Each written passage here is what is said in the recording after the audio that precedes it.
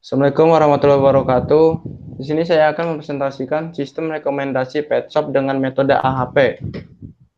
Nah, di sini anggota kelompok saya, di sini saya sendiri, nama saya Rizky Hernawan Wicaksono dengan NIM 18111847 dan teman satu kelompok saya Didi Permana dengan NIM 18111825. Nah, di sini pertama ada latar belakang. Banyaknya faktor yang harus dipertimbangkan dalam mengambil sebuah keputusan. Demikian halnya yang dialami oleh pemilik hewan peliharaan yang mencari pet shop yang sesuai. Ada beberapa faktor yang dapat mempengaruhi pemilik hewan peliharaan dalam memilih pet shop, yaitu pertama tuh ada pelayanan pet shop tersebut. Yang kedua ada harga jasa maupun makanan untuk hewan peliharaan yang tersedia di pet shop. Yang ketiga, fasilitas yang tersedia. Nah, yang keempat tuh jarak dari rumah ke pet shop tersebut. Nah, di sini kan kita menggunakan metode AHP. Nah, di sini saya akan menjelaskan apa itu metode AHP. Nah, metode AHP dikembangkan oleh Thomas Saati pada tahun 1970-an. Merupakan suatu metode dalam pemilihan alternatif-alternatif dengan melakukan penilaian komparatif berpasangan sederhana yang digunakan untuk mengembangkan prioritas-prioritas secara keseluruhan berdasarkan ranking. HP adalah prosedur yang berbasis matematis yang sangat baik dan sesuai untuk evaluasi atribut-atribut kualitatif. Atribut-atribut tersebut secara matematik dikuantitatif dalam satu set perbandingan berpasangan yang kemudian digunakan untuk mengembangkan prioritas-prioritas secara keseluruhan untuk penyusunan alternatif-alternatif pada urutan ranking atau prioritas. Nah, 4 prinsip dasar metode AHP. Yang pertama ada decomposition. Decomposition adalah memecah persoalan yang utuh menjadi unsur-unsurnya. Jika ingin mendapatkan hasil yang akurat, pemecahan juga dilakukan terhadap unsur-unsurnya sampai tidak mungkin dilakukan pemecahan lebih lanjut, sehingga didapatkan beberapa tingkatan dari persoalan tadi. Permasalahan multikriteria yang disederhanakan dalam bentuk hierarki terdiri dari 3 komponen, yaitu pertama ada tujuan, kedua kriteria, ketiga itu ada alternatif. Di sini komparatif judgment, perbandingan berpasangan. Prinsip ini berarti membuat penilaian tentang kepentingan relatif dua elemen pada suatu tingkat tertentu dalam kaitannya dengan tingkat di atasnya. Nah, sini ada skala prioritas. Skala prioritas 1, definisinya itu kedua elemen sama pentingnya. Nah, keterangannya dua elemen mempunyai pengaruh sama besar. Lalu ada prioritas ketiga, elemen yang satu lebih penting daripada yang lainnya. Keterangan pengalaman dan penilaian sedikit menyokong satu elemen. Terus ini ada yang kelima, elemen yang satu lebih penting daripada yang lainnya.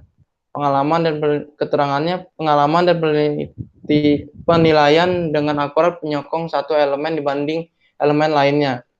Lalu ada skala prioritas 7, definisinya yaitu satu elemen jelas lebih penting dari elemen lainnya. Keterangannya satu elemen yang kuat disokong dan dominan terlihat dalam kenyataan.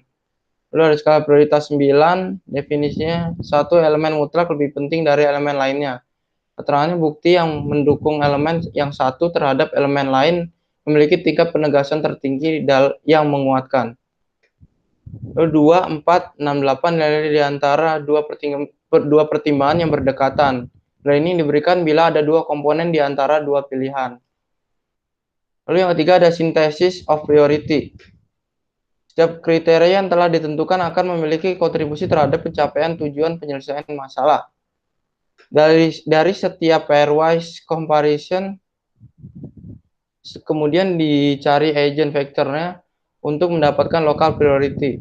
Karena matriks pairwise comparison terdapat pada setiap tingkat, maka untuk mendapatkan global priority harus dilakukan sintesa di antara local priority. Nah, selanjutnya akan diteruskan oleh teman satu kelompok saya. Prinsip yang selanjutnya adalah logical consistency atau konsistensi logis. Di dalam mencari konsistensi logis digunakan tabel daftar random indeks konsistensi di bawah ini. di dalam tabel ini jika ukuran matriksnya itu 1 atau 2, maka indeks rasionya itu 0,00.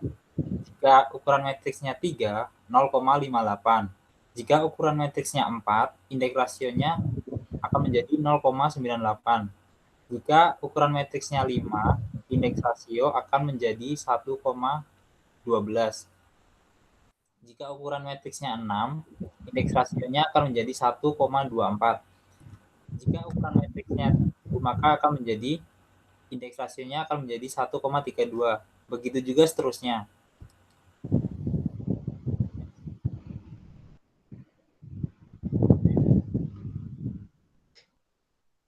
Kemudian ada perhitungan metode AHP. Metode AHP mempertimbangkan suatu nilai konsistensi yang logis dalam penilaian yang digunakan untuk menentukan suatu prioritas. Perhitungan yang pertama, kita mencari indeks konsistensinya, di mana rumusnya adalah lambda max dibagi dengan banyaknya kriteria min 1. Kemudian, jika sudah ditemukan indeks konsistensinya, kita akan menghitung yang namanya rasio konsistensi, yaitu dengan rumus CI. CI itu adalah indeks rasio dibagi dengan IR. IR ini adalah indeks rasio yang kita dapat dari ukuran matriks yang dari slide yang sebelumnya. Keterangan, jika rasio konsistensi yang dihasilkan itu harus kurang dari 10% atau 0,1. Jika nilai konsistensinya melebihi dari itu, maka data yang diberikan oleh pengambil keputusan harus diperbaiki lagi. Kemudian ada kelebihan dari metode AHP tersendiri. Yang pertama ada kesatuan atau unity. AHP membuat permasalahan yang luas dan tidak terstruktur menjadi suatu model yang fleksibel dan mudah dipahami. Yang kedua ada kompleksitas.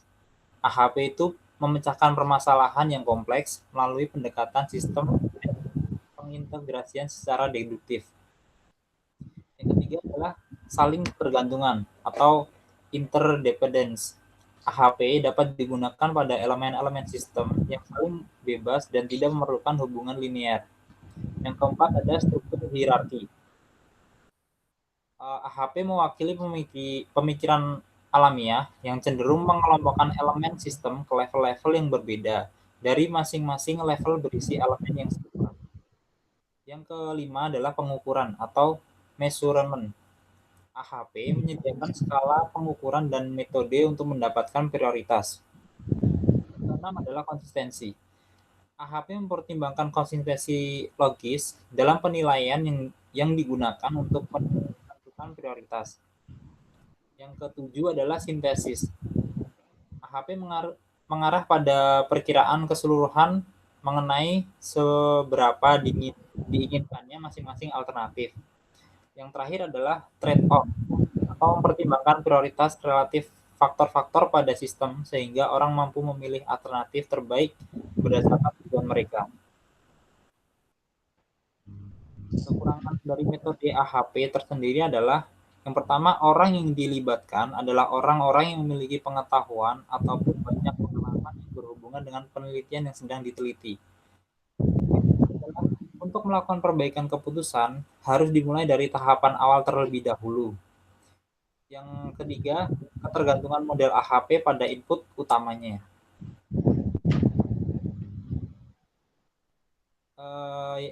Selanjutnya adalah progres dari final project dari kelompok kami. Yaitu kelompok kami sudah sampai dengan memilih untuk kriterianya, yaitu di sini terdapat 3 kriteria. Yang pertama adalah rating dari pet shop-nya, kemudian yang kedua adalah harga dari item pet shop-nya, yang ketiga adalah pelayanan dari pet shop-nya. Kemudian kita juga sudah mencoba melakukan pembobotan tiap kriteria berdasarkan asumsi pengambil keputusan. Yang pertama, rating lebih penting daripada harga. Berarti mempunyai skala 5. Yang kedua, rating itu mutlak penting daripada pelayanan. Dan mempunyai skala 7. Dan yang ketiga adalah harga itu lebih penting daripada pelayanan. Dan mempunyai skala 5. Setelah didapatkan kriteria di atas, Kemudian kita cari matriks pairwise comparison. Kemudian mencari nilai eigenvektor normalisasi dari setiap baris metrik. Setelah itu mencari rasio konsistensi. Sekian presentasi dari kelompok kami. Ada kurang lebihnya mohon maaf. Wassalamualaikum warahmatullahi wabarakatuh.